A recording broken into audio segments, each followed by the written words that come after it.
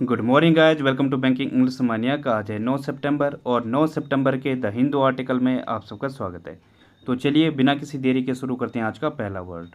पहला वर्ड है डिफाल्केशन। इसका मतलब क्या हो जाएगा? गबन करना, या फिर डिफ़ॉल्ट को कहा जाएगा डिफाल्केशन। जैसे इमेज में दिख रहा होगा, ये कौन है? लालू प्रसाद यादव जी हैं। तो इन्होंने क्या किया था, जो चारा घोटाला है उसमें जो उसका पैसा था वो सारा गबन कर गया। ठीक है, तो ये होता है डिफाल्केशन।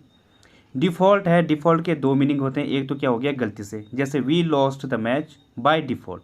बाय लगाना जरूरी है आगे। ठीक है, तो हम गलती से मैच हार गए। और इसका दूसरा मीनिंग क्या होता है? गबन करना, या फिर दिवालिया होना भी होता है।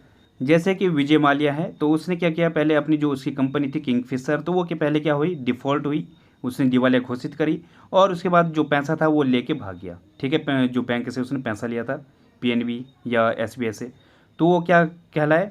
वो होता है डिफ़ॉल्टर। तो विजय माल्या एक डिफ़ॉल्टर हैं जो पैसा लेके भाग गया है। ठीक है, तो ये होता है जो क्रिमिनल रिकॉर्ड में है, तो ये होता है डिफ़ॉल्टर। अब सिनोनिम क्या क्या होंगे इसके? डिजास्टर, फेलियर, फ्रॉड, ये भी इसके सिनोनिम होंगे। फेलियर का भी ये सेंस देता है। ठीक है, एक और वर्ड होता है इम्बेजलमेंट। इसका मतलब क्या होता है? गबन करना। ठीक है, तो ये भी होता है। एंटीनिम क्या होगा इसका? सक्सेस, एकम्प्लिशमेंट, अचीवमेंट, ये इसके एंटीनिम होंगे। एक जो सक्सेस है, फेलियर नहीं है, जिसका काम बढ़िया है। एकम्प्लिशमेंट है, पूरा कर दिया है। अचीवमेंट है, तो ये इसके एंटीनिम है।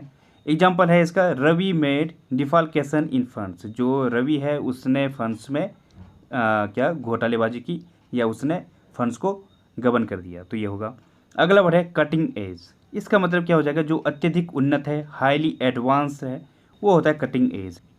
जैसे इमेज में दिख रहा होगा आपको, ये क्या है, हम लोग नई नई जो टेक्नोलॉजी है उसको अडोप्ट कर रहे हैं। ठीक है, क्योंकि वो क्या है, कटिंग एज हैं, अत्यधिक उन्नत हैं, इस वजह से। तो सिनोनिम क्या होंगे इसके? इनोवेटिव है, जो पायोनियरिंग है, फोर फ्रंट है, ये इसके सिनोनिम होंगे। फोर फ्रंट मतलब जो अग्रणी है। ठीक है, पायोनियरिंग में भी क्या होता है? अग्रणी को कहा जाएगा। इनोवेटिव जो नया टाइप का है, उन्नत टाइप का है, वो होता है इनोवेटिव। एक और वर्ड होता है वैनगार्ड। इसका मतलब क्या हो जाएगा? जो प्रमुख है, मुख्य है, या फिर जो अग्रणीय है, वो भी होता है वैनगार्ड। तो ध्यान देना, इसके दो सेंस निकल रहे हैं। एक तो जो अत्यधिक उन्नत है, और दूसरा क्या है, जो लीडर है, जो फोर फ्रंट पे है, अग्रणी है, वो भी होता है। ठीक है, एग्जाम्पल हो, एंटीनिम होगा इसका आउटडेटेड, ट्रेडिशनल, अनक्रिएटिव, वॉर्न, ये इसके एंटीनिम होंगे। वॉर्न मीन्स क्या होता है? जो घिसा पिटा है। ठीक है, या फिर जीर्ण शीर्ण है, वो होता है वॉर्न। अनक्रिएटिव, ट्रेडिशनल, जो पारंपरिक है, तो ये होता है। आउटडेटेड, जो जा चुका है, तो ये होगा। एग्जाम्पल होगा इसका, the firm introduced some cutting edge technology. Firm ने कुछ अत्याधुनिक तकनीक पेश की, तो ये इसका एग्जाम्पल हो जाएगा। अगला वर्ड है डेवियस। इसका मतलब क्या हो जाएगा? कपटी, डिसीटफुल को कहा जाएगा डेवियस। जो काफ़ी धूर्त टाइप का है, ठीक है, वो होता है डेवियस। जैसे इमेज में दिख रहा होगा, ये कौन है? शकुनी है, तो ये कैसा है? डिसीटफुल था, काफ़ी डेवियस था। सिनोनिम होंगे इसके डुप्लीसिटस, इंसीडस, ट्रेचरस, ये इसके सिनोनिम होंगे। ट्रेचरस जो धोखेबाज है, ठीक है। इंसीडियस, इसका मतलब क्या होता है? धोखेबाज। डुप्लीसिटस जो कैसा है? चालबाज है, दोहरी मापदंड वाला है, ठीक है, वो होता है डुप्लीसिटस। एक और वर्ड होता है क्या? क्रूक्ड। इसका मतलब भी क्या होता है? धोखेबाज इंसान, ठीक है। एंटीनिम क्या होगा इसका? जो ऑनेस्ट है, फोर्टराइट है, कैंडिड है, ब्लंट है, ये इसके एंटीनिम होंगे। ब्लंट मतलब जो खरा है, स्पष्टवादी है, वो होता है ब्लंट। कैंडिड मीन्स भी क्या होता है? जो स्पष्टवादी है, साफ है, वो होता है। फोर्टराइट जो बिल्कुल स्ट्रेट फॉरवर्ड है, ऑनेस्ट, ईमानदार है। इसका एग्जाम्पल होगा, he played a Davies character. उसने एक कपटी वाला किरदार निभाया, तो ये हो जाएगा इसका एग्जाम्पल। बढ़ते आगे। अगला वर्ड है डिस्ट्रॉट। इसका मतलब हो जाएगा जो व्याकुल है, बहुत ज़्यादा दुखी है, वेरी अपसेट है, या दिमाग से थोड़ा सा पागल हो गया है, ये होता है डिस्ट्रॉट, ठीक है। सिनोनिम होंगे इसके एजिटेटेड, एंक्सियस, ल्यूनेटिक, ये इसके सिनोनिम होंगे। ल्यूनेटिक मीन्स क्या होता है? जो दिमाग से थोड़ा सा उन्माद हो चुका है, पागलपन आ चुका है, क्रेजी हो गया है, ये होता है लूनेटिक। एंक्सियस जो बहुत ज़्यादा चिंतित है, एजिटेटेड जो बहुत ज़्यादा परेशान है, तो ये हो जाएगा इसका सिनोनिम। एक और वर्ड होता है ब्रेन सिक। इसका मतलब भी क्या होता है? जो विक्षुब्ध है, व्याकुल है, वो होता है ब्रेन सिक। एक इडियम आती है ऑफ वंस रोकर। इसका मतलब क्या होता है? जो क्रेजी है, पागलपन है जिसके अंदर, वो होता है ऑफ वंस रोकर, ठीक है। तो ये होता है। एंटीनिम क्या होगा इसका, जो बैलेंस्ड है, काम है, कंपोज्ड है, ये हो जाएगा। कंपोज मतलब जो धैर्यवान है, ये होता है। तो ये इसके एंटीनिम है। एग्जाम्पल होगा इसका, his mother's death left him utterly distraught, उसकी माँ की मृत्यु ने उसे पूरी तरह से विचलित कर दिया या व्याकुल कर दिया। अगला वर्ड है कैंडर, इसका मतलब क्या हो जाएगा, निष्कपटता या फ्रैंकनेस को कहा जाएगा कैंडर। जैसे कि इमेज में दिख रहा होगा, ये विष्णु पितामह है। तो कैसे थे ये, अपने जो इनका नेचर था, जो इनका चरित्र था, बहुत ही ज़्यादा कैंडर था, निष्कपटता से भरा हुआ था, इनके अंदर कोई कपटता नहीं थी, खरापन था, ठीक है, फ्रैंकनेस थी इनके अंदर। तो ये होता है कैंडर। वैसे इसकी स्पेलिंग एक और भी है, CANDOUR, ये भी आप देखोगे, दोनों का मतलब क्या होता है, सेम होता है, ठीक है। सिनोनिम होंगे इसके डायरेक्टनेस, फेयरनेस, कैंडिडनेस, ये इसके सिनोनिम होंगे। एक वर्ड पढ़ा था हमने क्या पीछे, डेवियस, तो ये उसका एंटीनिम होगा, ठीक है, ध्यान देना। तो कैंडिडनेस मीन्स भी क्या होता है, जो निष्कपट है, उसमें हमने एडजेक्टिव पढ़ा था इसका कैंडिड, तो कैंडिड मीन्स क्या होता है, जो निष्कपट है, ठीक है, और कैंडिडनेस निष्कपटता। एक और वर्ड होता है इंजेनुअसनेस, इसका मतलब हो जाएगा जो सरल है, निष्कपट है या फिर निष्पाप है, वो होता है इंजेनुअसनेस। इंजेनुअस इसका एडजेक्टिव फॉर्म होगा, ठीक है। एंटीनिम होगा इसका डिसऑनेस्टी, अनफेयरनेस, इनसिंसियरिटी, ये इसके एंटीनिम होंगे। एग्जाम्पल होगा इसका, she has done her task with complete candour, उसने अपना टास्क निष्कपटता से पूरा किया, तो ये हो जाएगा इसका एग्जाम्पल। अगला वर्ड है डिस्पैरेट, इसका मतलब क्या हो जाएगा, जो भिन्न है, कॉन्ट्रास्टिंग है, ठीक है। जैसे इमेज में दिख रहा होगा, जो चेस की गोटियां होती हैं, ये क्या होती हैं, डिस्पैरेट होती हैं, भिन्न भिन्न होती हैं, एक जैसे नहीं रख सकते, नहीं तो बड़ा कन्फ्यूजन हो जाएगा, ठीक है। तो इनको इसलिए इनका जो कलर होता है वो क्या होता है, भिन्न होता है, डिस्पैरेट होता है। सिनोनिम होंगे इसके डिस्कॉर्डेंट, डाइवर्स, डिसिमिलर, ये इसके सिनोनिम होंगे। डिस्कॉर्डेंट क्या होता है, जो बेसुरा है, असंगत है, भिन्न है, वो होता है डिस्कॉर्डेंट, ठीक है। एक और वर्ड होता है क्या, वेरिएंस, इसका मतलब क्या होता है, भिन्न को कहा जाएगा। डिस्टिंक्ट होता है, ठीक है, तो ये भी आप ध्यान रख सकते हो। एंटीनिम होगा इसका एग्रिंग, अलाइक, होमोजीनस, ये इसके एंटीनिम होंगे। एग्जाम्पल होगा इसका, the 5 experiments gave quite disparate results, जो 5 एक्सपेरिमेंट हैं उन्होंने 5 अलग या भिन्न प्रकार के रिजल्ट्स दिए, तो ये हो जाएगा इसका एग्जाम्पल। बढ़ते हैं आगे। अगला वर्ड है डर्थ, इसका मतलब क्या हो जाएगा, दुर्लभता या लैक को कहा जाएगा डर्थ। जब किसी चीज़ की कहीं पे स्कार्सिटी है, शॉर्टेज है, कमी है, वो होता है डर्थ। जैसे इमेज में दिख रहा होगा, यहाँ पे क्या है, वाटर की कमी है, स्कार्सिटी है, डर्थ है वाटर का, तो ये होता है डर्थ, मतलब जिसकी क्या है, दुर्लभता है, बहुत कम है संख्या में, वो होता है। सिनोनिम होंगे इसके स्कार्सिटी, शॉर्टेज, डेफिशिएंसी, इसके सिनोनिम होंगे। स्कैंटीनेस, पॉसिटी, ये भी इसके सिनोनिम होंगे।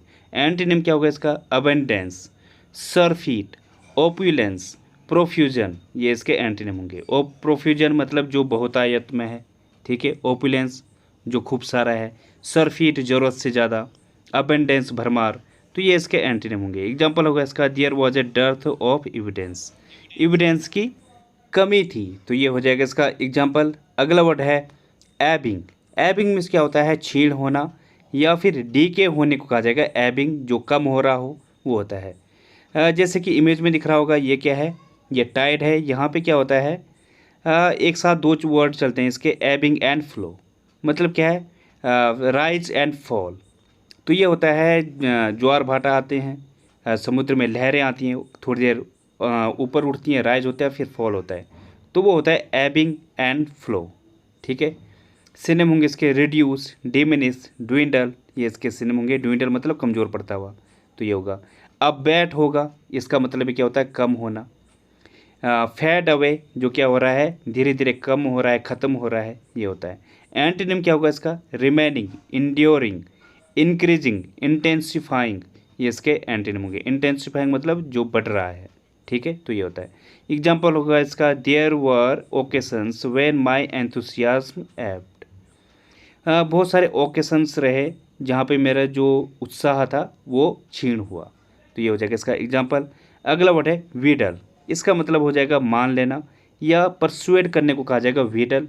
जैसे कि पेरेंट्स होते हैं, उनको बच्चे क्या करते हैं, वीडल करते हैं अपनी बात मनवाने के लिए, उनको जो चाहिए होता है, फिर वो उनसे वीडल करने लग जाते हैं, उनको मनवाने लग जाते हैं, परसुएड करना शुरू कर देते हैं कि हमें ये टॉय चाहिए, तो ये होता है। सिनोनिम होंगे इसके कॉक्स, कजोल, फ्लैटर, ये इसके सिनोनिम होंगे। फ्लैटर मीन्स क्या होता है, किसी की चापलूसी करना। कजोल, किसी को मनाना, ठीक है। कॉक्स मीन्स भी क्या होता है, मनाने को कहा जाएगा। तो ये इसके सिनोनिम होंगे। एक और वर्ड होता है इनवेगल। इसका मतलब भी क्या होता है, किसी को मनाना या फिर चापलूसी करना या फिर किसी की खुशामदी करने को कहा जाएगा इनवेगल। एंटीनिम होगा इसका डिसेंचेंट, डिस्वेड, ऑफ हैंड, ये इसके एंटीनिम होंगे। डिसेंचेंट मीन्स क्या होता है, मोह भंग को कहा जाता है डिसेंचेंट। जब आप के ऊपर से कोई काला जादू है या आपका किसी के प्रति क्या है बहुत ज़्यादा है आकर्षण है, वो खत्म हो जाए, वो होता है डिसेंचेंट, ठीक है। और डिस्वेड होता है विपरीत परामर्श या मना करने को कहा जाएगा डिस्वेड। एग्जाम्पल होगा इसका, सी wheedled her mom to get a new car, उसने अपनी मोम को नई कार के लिए मना लिया, ठीक है। तो ये हो जाएगा इसका एग्जाम्पल। बढ़ते हैं आगे। तो गाइज आज की पहली फ्रेज है 40 विंग्स। इसका मतलब क्या हो जाएगा, अ शॉर्ट नैप, जो हल्की सी झप्पी होती है, थोड़ी देर की जो नींद होती है, उससे कहा जाएगा 40 विंग्स। जैसे एग्जाम्पल है, I manage to get 40 wings after lunch, lunch के बाद मैं हल्की सी झप्पी लेने में कामयाब रहा। तो ये हो जाएगा। अगली ईडियम है हैंग इन देयर। इसका मतलब हो जाएगा डोंट गिव अप, हार न मानने को कहा जाएगा या धैर्य रखने को कहा जाएगा हैंग इन देयर। जैसे एग्जाम्पल है, we know you are worried but hang in there, हम जानते हैं कि तुम चिंतित हो लेकिन धैर्य रखो, ठीक है। तो ये होगा।